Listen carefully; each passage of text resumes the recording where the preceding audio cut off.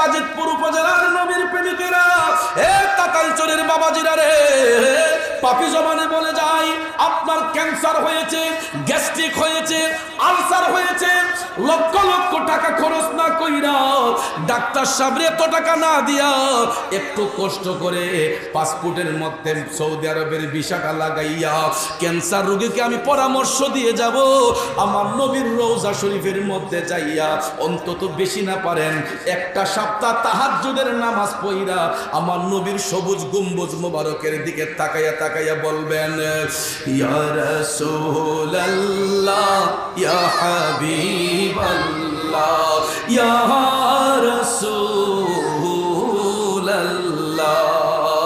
ইয়া রাসূলুল্লাহ ইয়া হাবিবাল্লাহ ইয়া রাসূলুল্লাহ। তুমি জীবন তুমি মরণ, আধার ঘরে তুমি আপন, তুমি জীবন তুমি মরণ, আধার ঘরে তুমি আপন, হৃদয় নামের ফুলদানিতে গেতে রেখেছি গোলারি মালা, ইয়া রাসূলুল্লাহ ইয়া হাবিবাল্লাহ ইয়া রাসূলুল্লাহ ইয়া হাবিবাল্লাহ ইয়া রাসূলুল্লাহ। একটা বার নবীর রওজা শরীফের মধ্যে যাইয়া আমার নবীর সবুজ গম্বুজের দিকে তাকাইয়া দুইটা চোখের পানি ঝরঝর কইরা কান্না কইরা আমার দয়াল নবীর ওসিলা নিয়ে আমার মওলার কাছে চাইবেন, আল্লাহ গো দয়াল নবীর ওসিলায় আমারে তুমি শেফা দান করো। আমি পাপী জবানে বললাম, সামর্থ্য যদি নাও থাকে পৃথিবীর যেই কোনো প্রান্তে বৈশা তাহাজ্জুদের নামাজটা পড়া ক্যান্সার রোগীরা যদি আমার মওলার কাছে নবীর ওসিলা নিয়ে চায়, আমার আল্লাহ শেফা দান করতে পারে কি পারে না? যেরকম পারে কি পারে না? শরফুদ্দিন বুসুরি এনার প্যারালাইসিস রোগ যদি আমার নবীর শান গায়ে ভালো হয়, তাইলে ক্যান্সার রোগ ভালো হইবে না কেমনে? আল্লাহ চাইলে ক্যান্সার রোগটারও ভালো কইরা দিতে পারে, কথা কোন ঠিক না বেঠে? কারণ শরফুদ্দিন বুসুরি ওনার যখন প্যারালাইসিস রোগ হইল, ওনার বিবি পর্যন্ত ঘৃণা করে তার কাছে আসে না। এমন একটা পর্যায় হলো শরফুদ্দিন বুসুরি উনি গর্ভবতী হওয়ার কারণে, প্যারালাইসিস হওয়ার কারণে শরীরের মধ্যে যখন পচন দইরা গেছে, পচন যখন দইরা গেছে শরীর থেকে দুর্গন্ধ বের হয়, যারা নিয়ে সংসার করলেন আপন বিবি পর্যন্ত শরফুদ্দিন বুসুরির কাছে যায় না। তখন তিনি টপ টপ করে চোখের পানি ছাইরা কান্না শুরু করে দিয়া বললেন, আল্লাহ তুমি আমারে এমন রোগ দিছো আমার বিবি পর্যন্ত আমার কাছে ঘৃণা করে আসে না, যারা নিয়ে এত বছর সংসার করলাম আমার বিবি পর্যন্ত ঘৃণায় আমার কাছে আসে না। আল্লাহ গো আমি তো দয়াল নবীর গোলাম। তখন তিনি ভাবলেন আমি আমার নবীর সঙ্গে প্রেমের কালেকশন ফিট করব।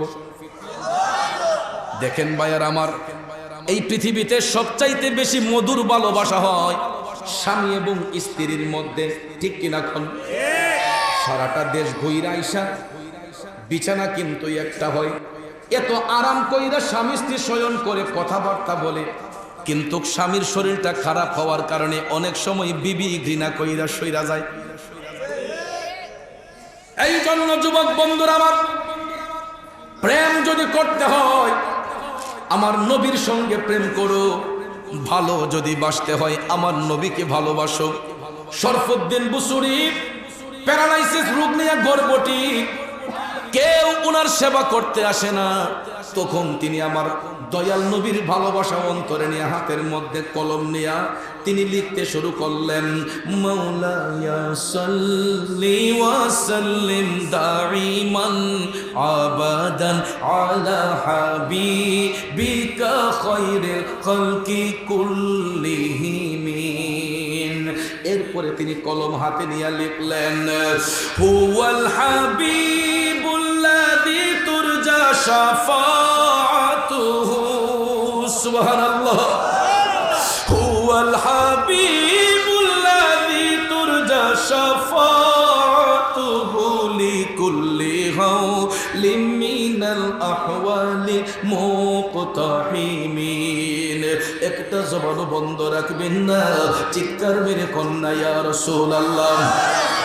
শরফুদ্দীন বুসরি আমার নবীর ওসিলা নিয়া যখন তিনি নতে রাসূল লেখা শুরু করলেন, আমার নবীর শান যখন তিনি লেখা গাইতে শুরু করলেন, এটা গাইতে গাইতে, এটা লেখার পরে গাইতে গাইতে ওনার চোখের মধ্যে যখন ঘুম চলে আসলো, শরফুদ্দীন বুসরি প্যারালাইসিস রোগ, গর্ভবতী হওয়ার কারণে ওনার শরীরের মধ্যে পচন ধরে গেছে, আপন বিবি পর্যন্ত ঘৃণা করে কাছে আসে না।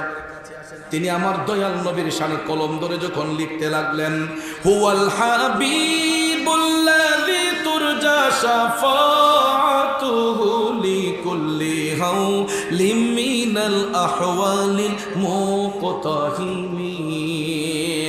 আমার নবীর ওসিলা নিয়ে যখন তিনি গজল গাইতে শুরু করলেন, এই গজলটা গাইতে গাইতে তিনি ঘুমের ঘরে চলে গেলেন। ঘুমের ঘরে যাওয়ার পরে গো নিশিরাইতে শরফুদ্দীন বুসরি স্বপ্নে দেখে আমার মদিনার কামলিওয়ালা নবী ওনার স্বপ্নের ঘরে আইসা হাজির হইয়া গেছে। তাতালচরের নবী প্রেমিকেরা, আল্লাহর হাবিব স্বপ্ন যুগে দিদার করে বলতেছেন, শরফুদ্দীন এত চমৎকার ভাষায় তুমি তোমার নবীর শান লিখেছো এবং গাইতেছো, আমি তোমার শানে মুগ্ধ হইয়া তোমাকে হাদিয়া দেওয়ার জন্য হাজির হইয়া গেলাম। শরফুদ্দীন বুসরি টপ টপ করে চোখের পানি চাইরা কান্দেন, ডাক দিয়া কয়, নবী গো, ইয়া রাসূলুল্লাহ, মায়ার নবী গো, আমি ওই দিনটার অপেক্ষায় ছিলাম আপনি নবীর দিদার পাওয়ার জন্য।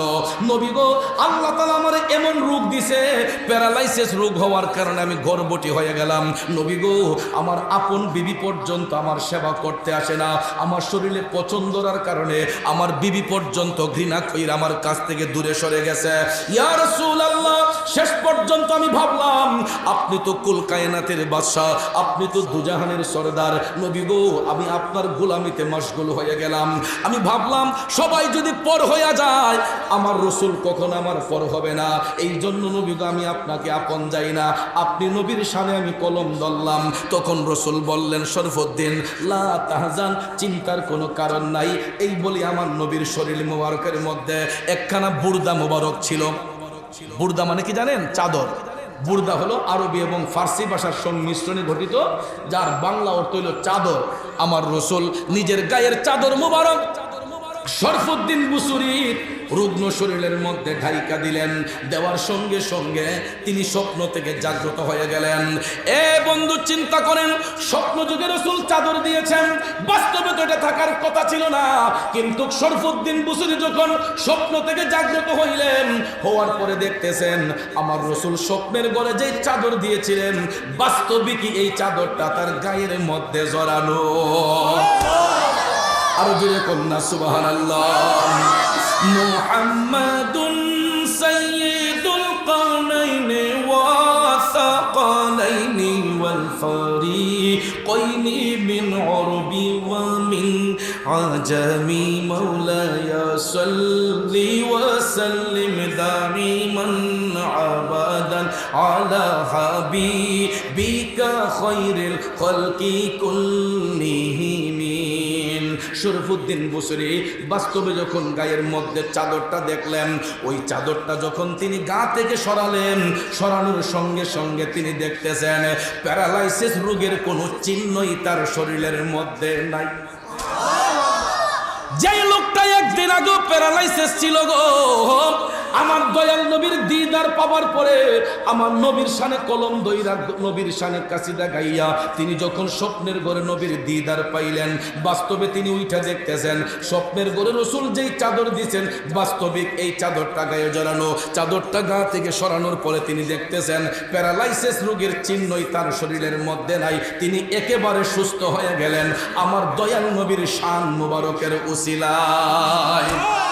একটু দুরূদ শরীফ পড়ুন, আল্লাহুম্মা সাল্লি সাইয়্যিদিনা আদিনা বিয়ানা মাওলানা মুহাম্মাদ নাবি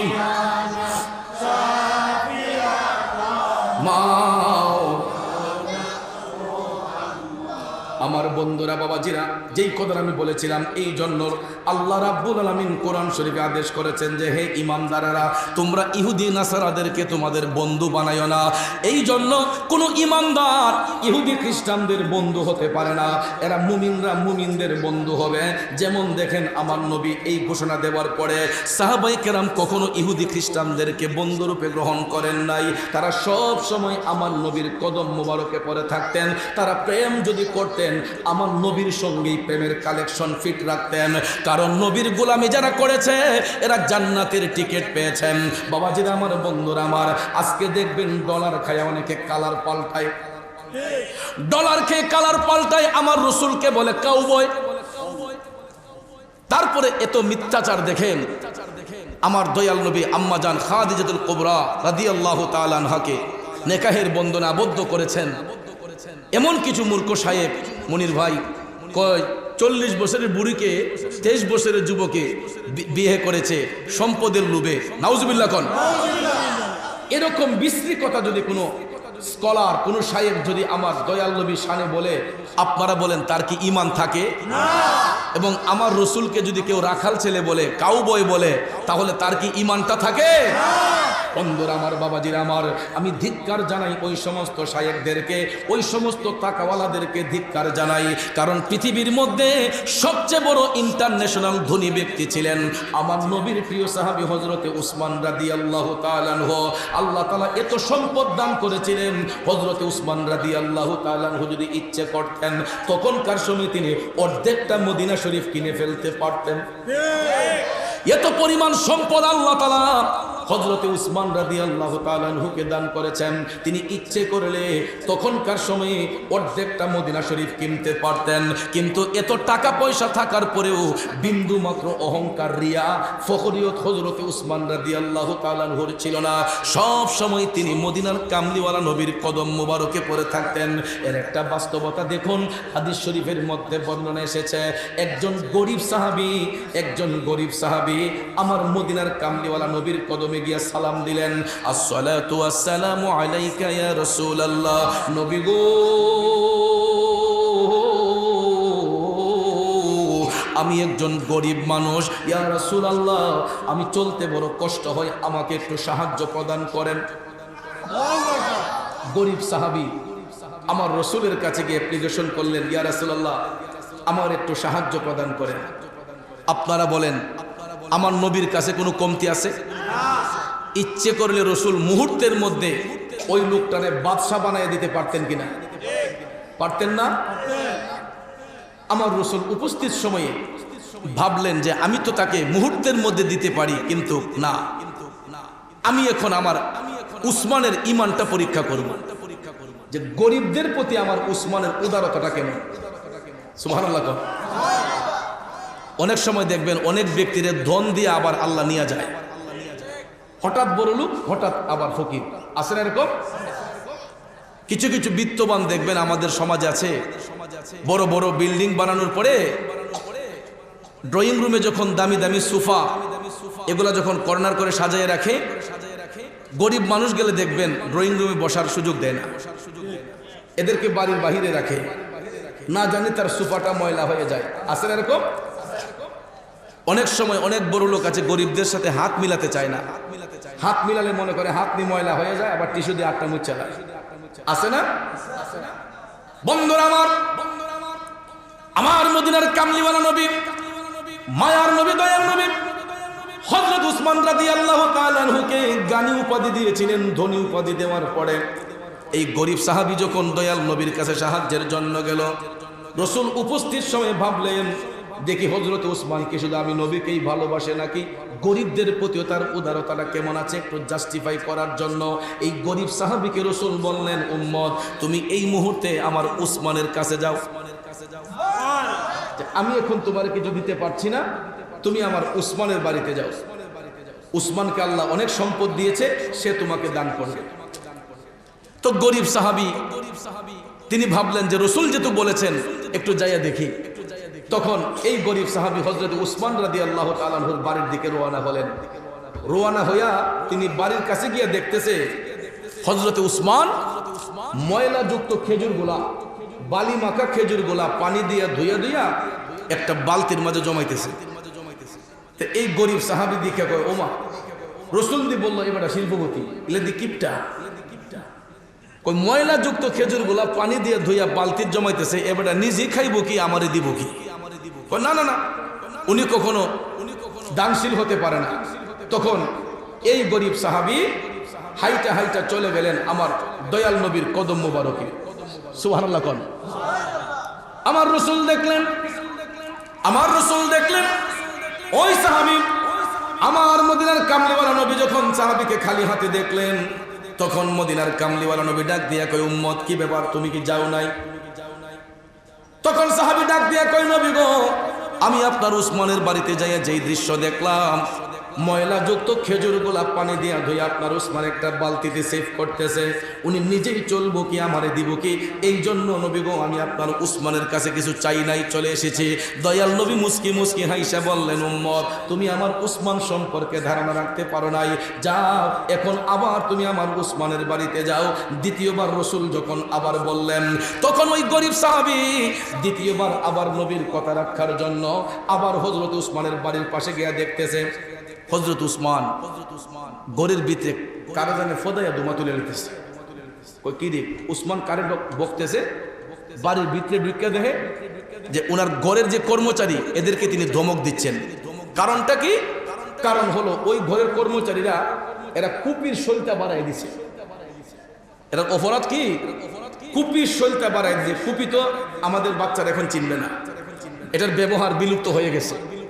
কথা কোন ঠিক না বেটি? আমরা ছোট্ট যখন ছিলাম বিকালবেলা দেখতাম বাজার থেকে আর কিছু না আনুক, কেরাসিনের পিপাটা লইয়ে গেছে বাজারও, কেরাসিন তেল আনো গেছে। হারিকেনের চিপনি গুলা ভালো করে পরিষ্কার করিয়া, কুপি গুলা ভালো করে মুচ্চা মুচ্চা সুন্দর করে কেরাসিন ঢুকাইয়া রাখছে। সন্ধ্যার সাথে সাথেই এই বাতি ধরাইছে। কথা কোন ঠিক কিনা? এখন তো এর কাছে এটা ইতিহাস। কুপি অনেকেই চিনেই না, অনেক বাচ্চারা এটা চিনেই না কুপি। তো কুপি শৈলটা বাড়াই দিলে তেল কি বেশি জ্বলে না কম জ্বলে? এই দৃশ্য দেখা হযরত উসমান ওনার কর্মচারীদেরকে ধমক দিলেন যে তোমরা এটা বাড়াইলা কেন? তার মানে এটা নয়, কিপটা নয়, এটার মানে হলো যে আমার কোটি টাকা থাকতে পারে কিন্তু এটাকে অপচয় করা যাবে না। প্রয়োজন ব্যতি রেখে ওভার এক্সেস খরচ করা ইসলাম পছন্দ করে না। কারণ সম্পদ হলো আল্লাহর দেওয়া একটা আমানত। কথা কোন ঠিক কিনা? এটা আল্লাহর পথে খরচ করতে হবে, কোনো কৃপণতা করা যাবে না। আবার এক্সেস ইজ ভেরি ব্যাড, অতিরিক্ত কিছুই ভালো নয়। কথা কোন ঠিক কিনা? যেখানে যেটা প্রয়োজন সেটাই দিতে হয়। এই জন্য হযরত উসমান কুপির শৈলটা বাড়ায় দেওয়ার কারণে কর্মচারীদেরকে তিনি একটু ধমক দিলেন। এটা বাড়ায় দিল কেন? গরিব সাহাবী দেখা কয় সর্বনাশ, এত বড় শিল্পপতি একটু শৈলটা বাড়াই দিয়েছে দিকা ফদাফদি। আমি নিজে যদি এই জায়গায় থাকতাম জীবন আমার কর্মচারীদেরকে এই ধমক দিলাম নইলে। এরপরে এখন যদি রাগের মাথায় গিয়ে উসমানের কাছে কিছু চাই, আবার আমারে উল্টা ধমক দিয়ে দিব, ও দরকার নাই বাবা আমি জায়গা। সে দ্বিতীয় দিন আবার নবীজির কদমে গেছে। রসুল দেখলেন খালি হাত। কি ব্যাপার, তুমি আজকেও খালি হাতে? কইয়া রাসূলুল্লাহ আর কইেন না, আপনার উসমানের যেই মিজাজ দেখিস আজকে রাগের মাথা তার এলাকা আমি কিছু চাইছি না।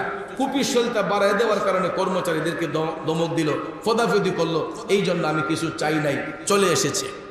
রসুল বললেন মুস্কি হেসে দিয়া যে তুমি আমার উসমান সম্পর্কে ধারণা রাখতে পারো নাই, তুমি এখন আবার আমার উসমানের কাছে যাও। তৃতীয়বার রসুল লোকটারে আবার পাঠাইলেন। এখন যাই তৃতীয় দিন দেখে তিনি রোদের মধ্যে তুলা শুকাইতে দিছেন। কি শুকাইতে দিছেন? এটা জাল দিয়ে জাইপা রাখছেন, জালের ছিদ্র দিয়া কয়েকটা তুলা উঠতেছে। হযরত উসমান ইডিরে জমাইতেছেন, উড়ন্ত তুলা ডিরে জমাইতেছেন। এবারে দীক্ষা কষারেছে খাইছে আমার এমন কিপটা মানুষ আসেনি, পাতলা তুলা উঠতেছে ইডারে কাব্য জমাইতেছে। এবারে বলে দানশীল।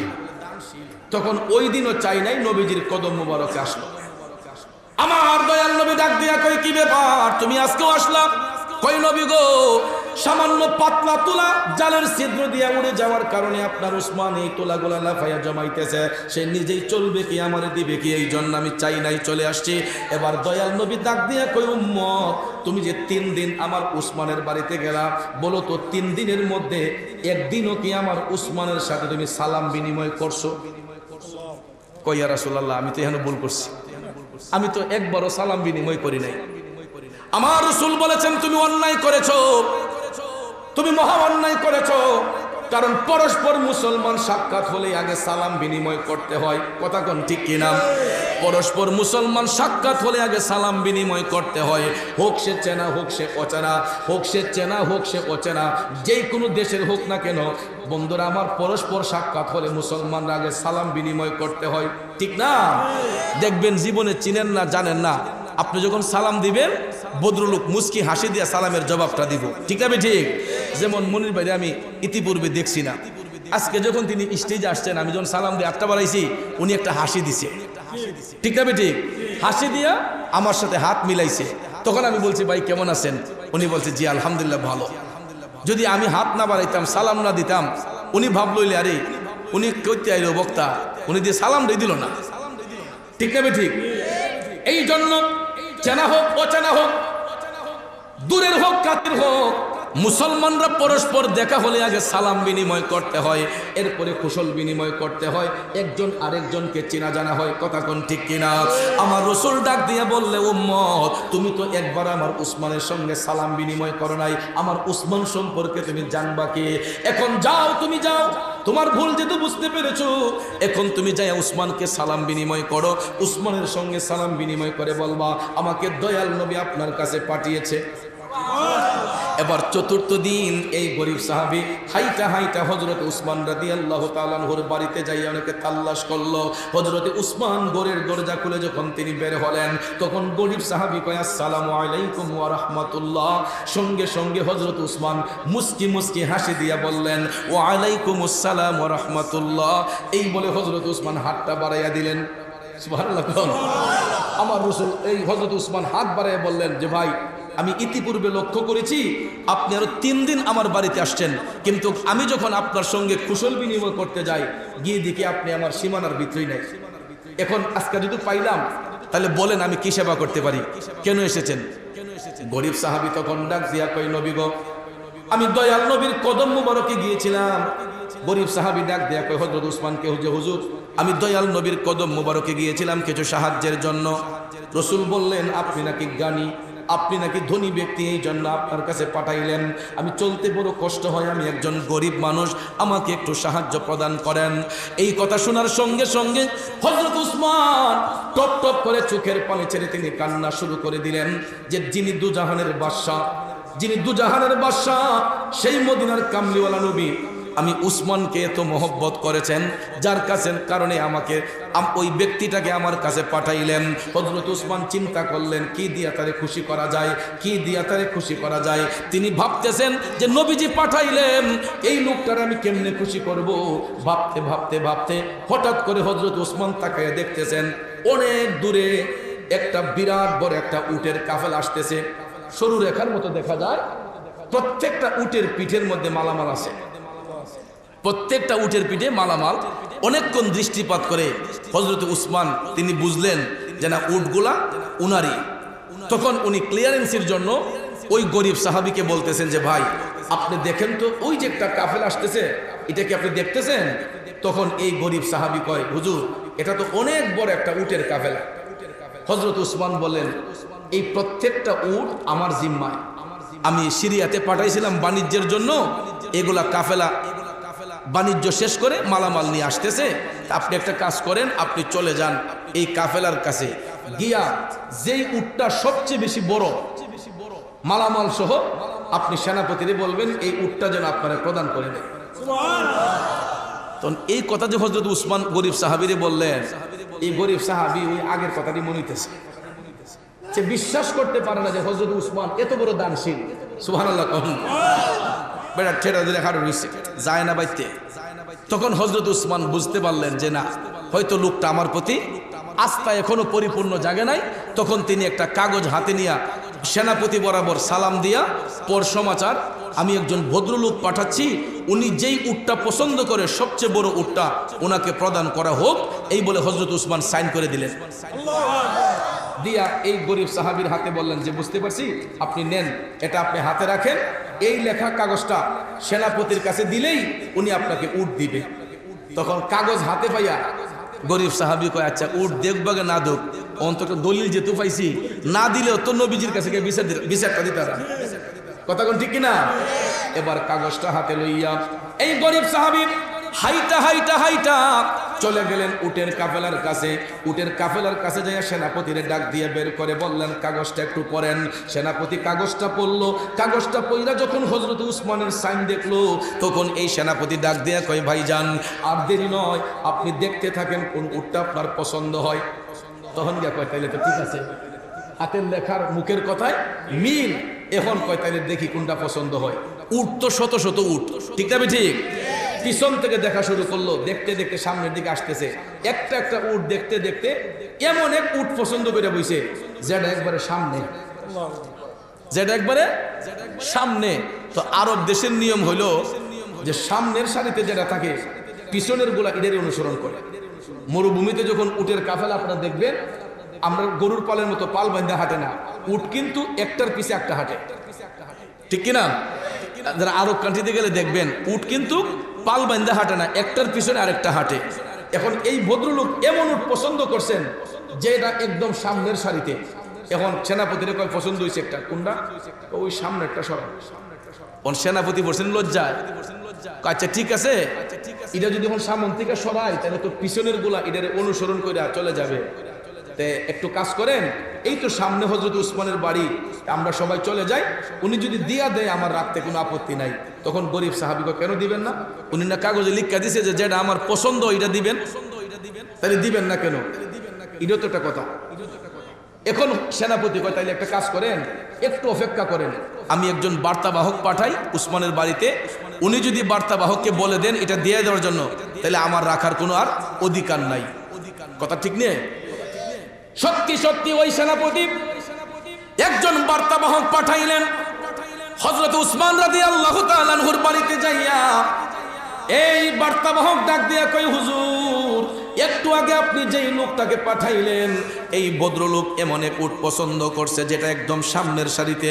হুজুর এখন সামনের সারি থেকে এই উট যদি সরানো হয়, পিছনের গুলা তো এটারে অনুসরণ করে চলে যায়, এখন আমরা কি করতে পারি? তো হযরত উসমান তখন টপ টপ করে চোখের পানি সাইরা কেঁদে কেঁদে বলতেছেন, এ বার্তাবাহক তুমি দেরি করছো কেন? তাড়াতাড়ি যাও, সেনাপতিরে যাইয়া বলো এই ভদ্রলোক যদি সামনের সারির উটটা পছন্দ কইরা থাকে আর এইটা লাইন থেকে সরানোর পরে বাকিগুলা যদি এটার পিছন দিকে চলে যায়, সেনাপতিরে যাইয়া বলো একটা উটের মালিকানা আর আমার কাছে নাই, আমার আল্লাহ সবগুলা উটের মালিকানা দান কইরা দিছে এই গরিব সাহাবী ভদ্রলোককে। সেনাপতিরে যাইয়া বলো সবগুলা উট যেন এই ভদ্রলোকরে প্রদান করে দেওয়া হয়। মুহাম্মদ মুস্তাফা নবী সাল্লাল্লাহু আলা, তিনি বাদশাহ বাদশাহ কামলি ওয়ালা, তিনি বাদশাহ বাদশাহ কামলি ওয়ালা। মুহাম্মদ মুস্তাফা নবী সাল্লাল্লাহু আলা, তিনি বাদশাহ বাদশাহ মদিনা ওয়ালা, ঠিক না বিজে? এখন চিন্তা করে দেখেন সাহাবায়ে কেরাম আমার দয়াল নবীরে কেমনে তাজিম করতেন, কিভাবে সম্মান দিতেন, কিভাবে ইজ্জত দিতেন, আর আমরা ওই নবীর ইজ্জতটা কেমনে দিতেছে। বন্ধুরা আমার, কথায় কথায় দেখবেন মূর্খ সাহেবগুলা রসুলকে কই বিশ্বনবী এই করছে, বিশ্বনবী সেই করছে। আমার নবীর নাম নিতে গিয়ে দেখবেন কথায় কথায় বিশ্বনবী বিশ্বনবী আছে না? আমার নবী কি বিশ্বনবী? বিশ্বের একটা মানচিত্র আছে, বিশ্বের একটা সীমারেখা আছে। তাহলে তাদেরকে যদি জিজ্ঞেস করা হয় যে আপনারা কথায় কথায় বিশ্ব বলেন কেন, তারা কয় বিশ্ব দ্বারা সমস্ত জগৎকে বোঝানো হয়। আমি মানলাম বিশ্ব দ্বারা সমস্ত জগৎকে বোঝানো হয়, আমি মানলাম তাদের কথায়। কিন্তু প্রশ্ন হলো সাধারণ কোনো উপাধি আমার নবীর নামের সঙ্গে ব্যবহার এটা অগ্রহণযোগ্য। যেমন বিশ্ব এই দিন, বিশ্ব সেই দিন, বিশ্ব এই দিবস, বিশ্ব সেই দিবস, বিশ্বকাপ এই, বিশ্বকাপ সেই, বিশ্ব নবী। তাহলে কই আগরতলা আর কই উগারতলা? আমরা সিলেটের ভাষায় কয় যে কই আগরতলা আর কই উগারতলা, যে কোথায় আমার নবীর মকাম আর কোথায় বিশ্বকাপ এই দিন, বিশ্ব এই দিন, বিশ্ব সেই দিন। যেই শব্দটা সাধারণ অর্থে ব্যবহৃত হয় আমার দয়াল নবীর শানে এই শব্দ ব্যবহার অগ্রহণযোগ্য, কারণ তিনি বেনজির বেমেসাল। আমার রসুল বেনজির বেমেসাল, সৃষ্টির কোনো বস্তুর সঙ্গে আমার দয়াল নবীর তুলনা হইতে পারে। এই জন্য সাহাবায়ে কেরাম আমার দয়াল নবীকে সবসময় গিয়ে সম্বোধন করতেন ইয়া রাসূলুল্লাহ। আমার দয়াল নবীজির 11 জন বিবি ছিলেন, যাদেরকে বলা হয় উম্মাহাতুল মুমিনিন। কোনোদিন 11 জন বিবির মধ্যে কেউ আমার দয়াল নবীর স্বামী বলে ডাকেন নাই, নবী বলে ডাকেন নাই, শুধু ইয়া রাসূলুল্লাহ, ইয়া হাবিবাল্লাহ, ইয়া আইয়ুহাল, আল্লাহ নিজে ডেকেছেন ইয়া আইয়ুহাল মুজাম্মিল, ইয়া আইয়ুহাল মুদাসসির। কথা কোন ঠিক কিনা? এই জন্য দয়াল নবীর নাম মুবারক নিতে হবে আদবের সহিত। কিন্তু আমাদের দেশে কথায় কথায় দেখবেন খুব সুন্দর সুন্দর পোশাক, দাড়ি, টুপি, জুব্বা, কুর্তা লাগাইয়া কথায় কথায় বিশ্বনবী এই কইছেন, জনাবে মুহাম্মদ এই কইছেন, বিশ্বনবী সেই কইছেন। ভাইয়ার আমার বোঝা যায় যে দয়াল নবী ওনার বড় ভাই। যেভাবে সম্বোধন করা হয় বোঝা যায় যে রসুল একদম সাধারণ একটা পার্সন, কিন্তু ভাইয়ার আমার তিনি হচ্ছেন সৃষ্টির মূল। যাই নবীকে না পাঠালে কুল কায়নাত ধন্য হতো না, কিছুই আল্লাহ সৃষ্টি করতেন না, এই অন্ধকার পৃথিবী আলোকিত হতো না, একমাত্র হয়েছে আমার নবীর কারণে। কথা কোন ঠিক না বুঝে? তাহলে যেই নবীর কারণে সারা জাহান ধন্য হলো, ওই নবীর গোলামি করলে আল্লাহ খুশি হয় না বেজার হয়?